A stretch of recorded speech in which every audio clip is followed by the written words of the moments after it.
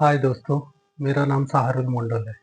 आज पहली बार आया हूँ मैं आप लोगों के सामने कुछ खास बात करने के लिए, जो कि है हमारे भारत की शिक्षा प्रणालियों को लेकर। आजकल के दौर में हमारी भारत की शिक्षा प्रणाली बद से बदतर होता जा रहा है। आखिर क्यों? कभी भी मैं किसी भी कोई भी नेता या मंत्री किसी को ये कहते हुए नहीं सुना कि हमारे देश की शिक्षा प्रणाली जो इतना खराब होता जा रहा है, इसको कैसे सुधारें। उल्टा तो हमारे देश के वाइस प्रेसिडेंट मिस्टर धनखड़ साहब ये कहते हैं, आजकल एक नया फैशन आ गया है जिसमें हमारे देश के बच्चे विदेश में पढ़ने जा रहे। तो मिस्टर वाइस प्रेसिडेंट, शायद हमारी देश की शिक्षा प्रणाली में कुछ खराब, जिसके वजह से हमारे देश के 13,35,000 बच्चे विदेश में पढ़ाई कर। आप लोग कभी भी गूगल करके देख लीजिए, हमारे भारत के बच्चे 13,35,000 बच्चे America, UK, Australia, United kingdom, Canada जैसे देशों में अपनी पढ़ाई पूरी कर रहे हैं। यूं तो आप लोगों को रोज टीवी पे बताया जाता है हमारा भारत देश विश्व गुरु बनने जा रहा है। तो क्या हमारा देश भारत इतनी बड़ी कंट्री है जिसको हमारे बड़े बड़े बीजेपी के नेता ये कहते हैं हम विश्व गुरु बनने जा रहे हैं। ऐसे बनेंगे हम विश्व गुरु जहाँ पे पढ़ाई की कोई क्वालिटी नहीं है, हमें विदेश जाके पढ़ना पड़ रहा है। और ऊपर से भारत सरकार का जो आंकड़ा है उसमें कहा जाता है कि 13,35,000 बच्चे जो अभी विदेश में पढ़ रहे हैं, ये पिछले कुछ सालों में बहुत ज्यादा उछाल है। इस साल में मतलब टाइम जितना आगे बढ़ता जा रहा है, हमारी शिक्षा प्रणाली उतना ही ज्यादा खराब होता जा रहा है। ऐसे बनेंगे हम विश्वगुरु। सन 2015 साल में एक रिपोर्ट प्रकाशित हुआ था जिसमें वर्ल्ड के 145 देशों को शामिल किया गया शिक्षा प्रणालियों को लेकर। तो उसमें आप लोगों को पता है दोस्तों, हमारा भारत का नंबर कितना था? 92। आप सही सुन रहे हो, हमारे देश का नंबर जो था वो 92 नंबर पे हमारी देश की शिक्षा प्रणालियों का नंबर आया था। और उस रिपोर्ट में बहुत सारी बातें और भी बताए हैं जिसमें हमारी देश की शिक्षा प्रणालियों में जो भी खराबी है उन सब चीजों को भी दर्शाया गया था। वो सब मैं आप लोगों को बताऊंगा, बस थोड़ा सा धैर्य रख के हमारी इस वीडियो को पूरा देखिए। इस रिपोर्ट में हमारे भारत की शिक्षा प्रणालियों में जितनी भी सारी कमी थी वो मैं एक एक करके बताता जा रहा हूँ। आप लोग सुनिए। तो हमारी देश की शिक्षा प्रणालियों में जितनी भी कमी है उसमें से पहला कारण बताया गया, हमारे देश के 40% छात्र ही माध्यमिक दे पाते हैं। अब सोचो जरा, यहाँ से 140 करोड़ की आबादी है हमारे देश में और उसमें से सिर्फ 40% माध्यमिक दे पाते हैं। सोचो 60% माध्यमिक तो दूर की बात है, शायद पढ़ाई ही नहीं कर पाते होंगे। और सबसे बड़ी कमी दोस्तों उसी रिपोर्ट में आया है, हमारे भारत के शिक्षक जो होते हैं 8 लाख से भी अधिक पद खाली पड़ा है। सही सुन रहे हो आप लोग, 8 लाख से भी अधिक पद शिक्षकों के खाली पड़ा है, जो भारत सरकार वहां पे किसी को अपॉइंट ही नहीं कर पा रहे। तो पढ़ाई लिखाई हमारी देश की कहां से अच्छी हो पाएगी। दूसरी बात, सन 1998 आंध्र प्रदेश के जिला चयन समिति की एग्जाम हुआ था जिसमें 4,500 उम्मीदवार पास कर गए थे, लेकिन उन लोगों को काम पे नहीं लाया गया। उन लोगों को 24 साल बाद, जी हाँ दोस्तों, 24 साल बाद उन लोगों को कहा गया कि अभी आप लोग आ सकते हो, हमारे स्कूल में स्टाफ के तौर पे काम कर सकते हो। अभी सोच के देखो, यहाँ 8 लाख पद खाली पड़ा है और 24 साल उन उम्मीदवारों को जो पास कर गए थे उन्हें कोई काम ही नहीं दिया गया। हालांकि 24 साल बाद में बताया गया कि आप आ सकते हो, हमारे स्कूल में स्टाफ बन के काम कर सकते हो। अभी सोच के देखो, 24 साल बाद बहुत से लोग रिटायरमेंट के कगार पे खड़े थे। कुछ तो लोग रिटायर हो भी चुके थे। तो उस टाइम उन लोगों को वो नौकरी देने का क्या फायदा हुआ, जबकि हमारे यहाँ 8 लाख पद खाली पड़ा था। और उस रिपोर्ट में ये भी कहा जाता है हमारी स्कूल के जितने सारी खराबी है, जैसे कि शहर की स्कूल और गांव की स्कूल में काफ़ी ज़्यादा अंतरता था। शहर की स्कूल बहुत ज़्यादा आधुनिक है। गांव की स्कूल में अभी तक तो लड़कियों के लिए शौचालय भी नहीं बने। स्कूल में साफ पीने की पानी की कमी, बैठने की जगह जहाँ पे अभी तक बेंच नहीं है। बहुत सारे स्कूल में ऐसे हैं जहाँ पे बेंच नहीं है, बच्चे फर्श पे बैठते हैं। दूसरी बात, किताबें जो कि बच्चों को पूरी तरह से दिया ही नहीं जाता है। बहुत सारे बच्चों को पूरा किताब अभी तक नहीं मिल पाता है। गांव की कुछ जगह अभी भी ऐसे है जहाँ पे घर से स्कूल की डिस्टेंस 3 से 4 किलोमीटर की दूरी पे बच्चों को पैदल जाना पड़ता है। यानी कि हमारे भारत में जितने स्कूल होना चाहिए उतना स्कूल अभी तक बना ही नहीं है। स्पेशल हाई स्कूल जो कि बहुत ज़्यादा डिस्टेंस पे एक स्कूल है। प्राइमरी वो तो कम ही है, हाई स्कूल भी हमारे देश में कम होने लगा। तो अब बात करते हैं, क्या हमारे देश में ऐसा कोई राज्य नहीं है जहाँ आपकी पढ़ाई लिखाई बहुत अच्छी है? जी हाँ दोस्तों, ऐसा राज्य भी है। जैसे हमारे देश के केरला से है। केरला राज्य में पढ़ाई लिखाई बहुत अच्छी है। यहाँ का शिक्षा दर जो है 96% है। जी हाँ दोस्तों, 96% केरला का शिक्षा दर। और भी कुछ राज्य हैं जैसे मिजोरम 91.33%, गोवा 88.78, त्रिपुरा 87.22, दमन और दीव 87.10। ये सब राज्य शिक्षा दर में बहुत अच्छा माना जाता है और इसका एक कारण भी है। वहाँ के सरकार शिक्षा पर ज़्यादा फोकस करते हैं, इसलिए यहाँ की शिक्षा दर बहुत अच्छा। तो आओ अब बात करते हैं भारत के शिक्षा में सबसे खराब राज्यों के बारे में। इसमें सबसे पहला नाम आता है बिहार का। 2011 का एक रिपोर्ट है जिसमें बिहार का शिक्षा दर बताया जाता है 61%। या दोस्तों, बिहार में जितने भी आबादी है उसमें से 61% ही पढ़े लिखे हैं, वो भी लड़के। बिहार के जो भी लड़के हैं 71% लड़के स्कूल जाते हैं और लड़कियां 51% स्कूल जाते हैं। तो लड़के जाते हैं 71% और लड़कियां 51%, इतने ही बस स्कूल जाते हैं। और पता है दोस्त, 2011 का ही रिपोर्ट है जहाँ पे केरला का शिक्षा दर बताया जाता है 93%। जी हाँ, 93%। और बिहार का होता है 61%। वहीं पे केरला का 93%। 2011 की रिपोर्ट में बता। वो सब राज्य जैसे उत्तर प्रदेश हुआ, मध्य प्रदेश हुआ, राजस्थान हुआ, आंध्र प्रदेश हुआ, इन सब राज्यों का शिक्षा दर सिर्फ 60% है। इन सब राज्यों में जितने भी आबादी है उनमें से सिर्फ 60% ही लोग पढ़े लिखे हैं। अब इन सब राज्यों में ये जो 60% है, ये 60% बच्चे अपनी जी जान लगा के पूरे साल भर पढ़ते हैं।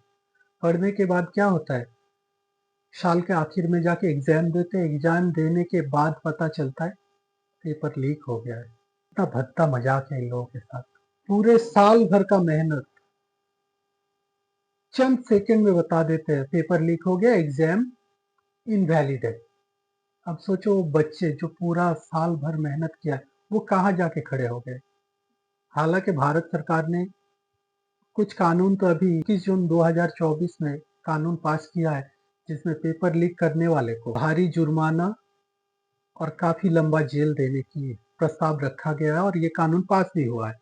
अभी देखते हैं आगे चल के इस कानून का फायदा हम लोगों को क्या मिलता है। सोचना अब ये है कि हमारी भारत की शिक्षा प्रणाली जिस तरीके से चल रहा है, क्या ऐसे ही चलता रहेगा? इसी तरह से हम विश्व गुरु बनेंगे? सवाल ये नहीं है कि कौन नेता हमें विश्व गुरु बना रहा है और कौन नेता हमें धम से चांद पे लेके जा रहे हैं। सवाल ये है इसी शिक्षा पर हमारे बच्चे की भविष्य है। इसलिए मैं आप लोगों को हाथ जोड़ के रिक्वेस्ट करूँगा कि शिक्षा के बारे में सोचिए।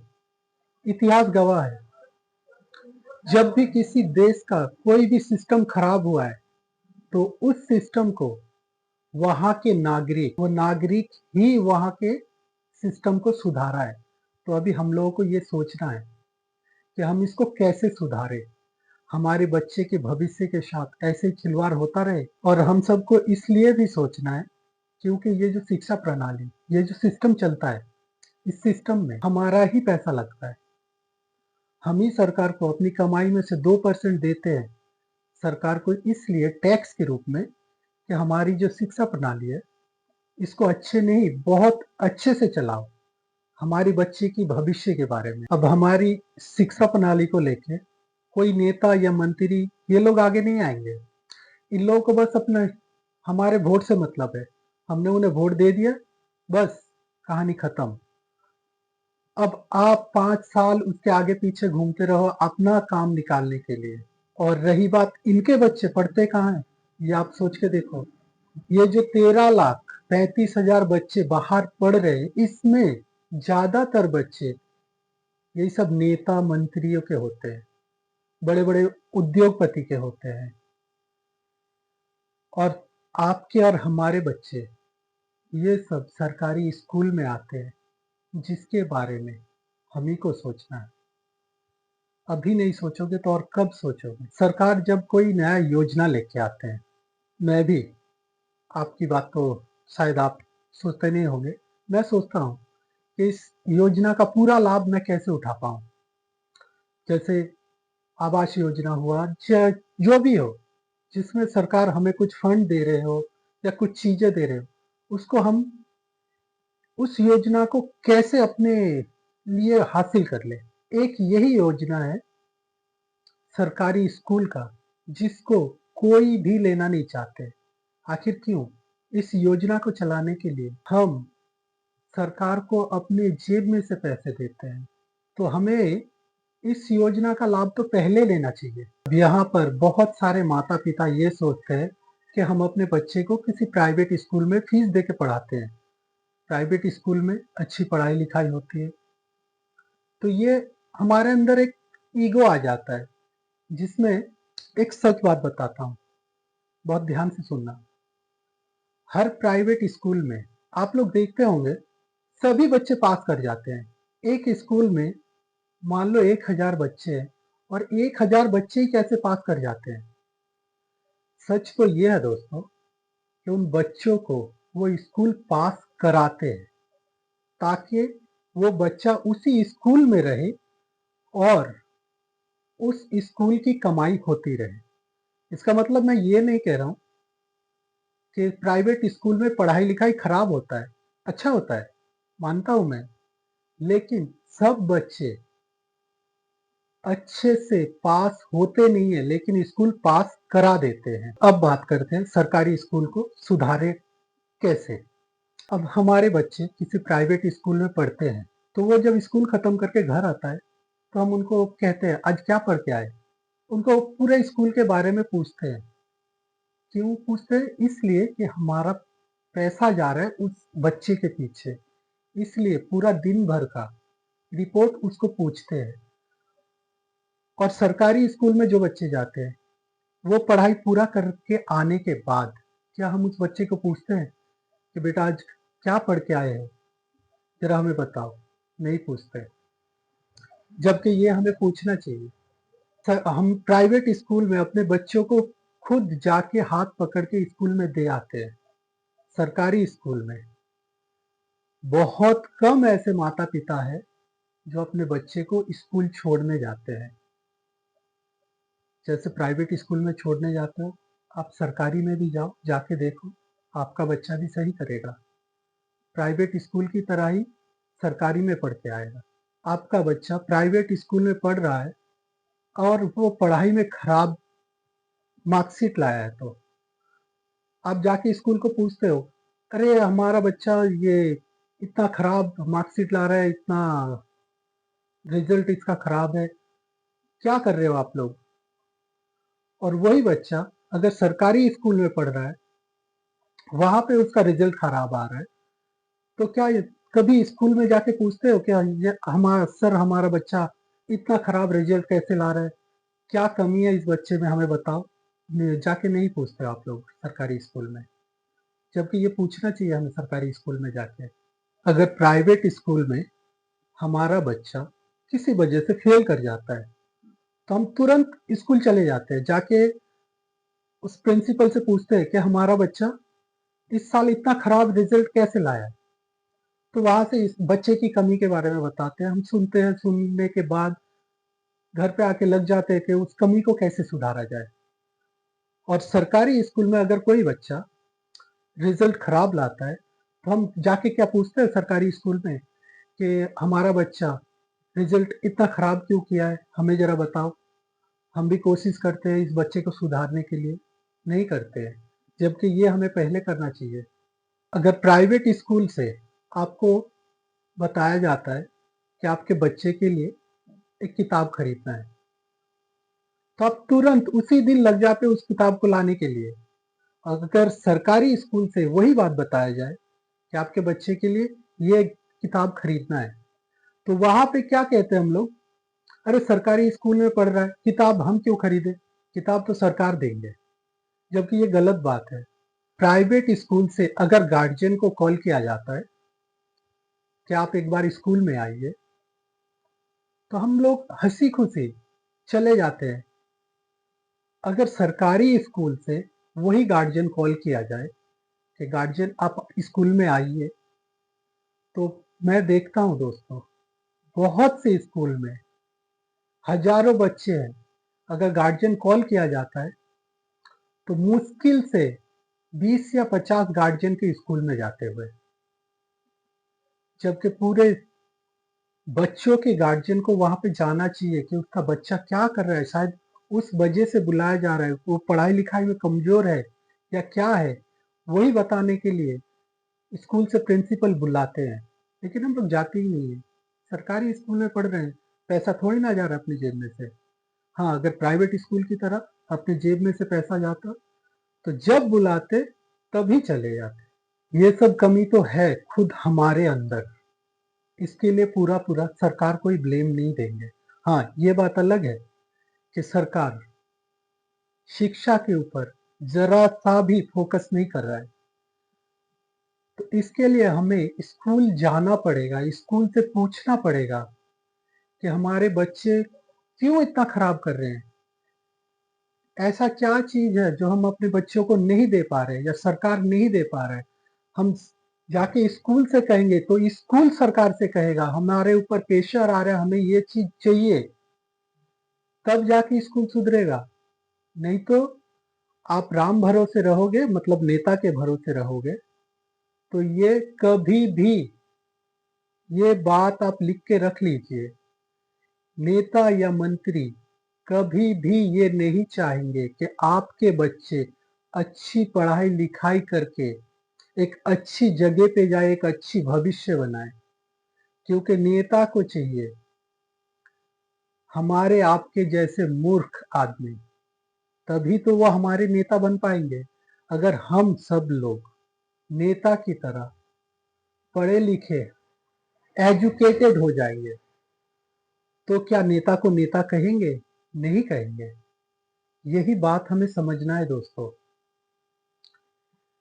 हमें हमारे बच्चे की भविष्य, जिसके साथ कोई कॉम्प्रोमाइज नहीं करना है, महीने में एक बार 10 मिनट के लिए टाइम निकाल के अपने स्कूल में जाइए, अपने बच्चों के स्कूल में जाके वहाँ के प्रिंसिपल से पूछिए कि हमारे बच्चे में क्या कमियां है, वो हमें बताओ। आप भी थोड़ा कोशिश करो, हम भी कोशिश करते हैं, तो शायद हमारा बच्चा कुछ आगे अच्छा कर पाए। नेता या मंत्री के भरोसे रहेंगे तो अपने बच्चों की भविष्य जैसे हमारा है, बच्चों का भी वैसा ही रहेगा, आगे उनके बच्चों का भी वही हाल रहेगा। इसीलिए यहाँ से सोच लो, हमें हमारे बच्चे की भविष्य चाहिए या नेता के पीछे जिंदाबाद करना है। तो दोस्तों, अगर आप लोगों को मेरा ये वीडियो अच्छा लगा हो सके तो अपने दोस्तों में शेयर कीजिएगा, ताकि उनको भी पता चले कि हमारी एजुकेशन सिस्टम में क्या चल रहा है और क्या करना है आगे चल के हमारे बच्चों के भविष्य के बारे में। और हाँ दोस्तों, एक हाथ जोड़ के रिक्वेस्ट करता हूँ,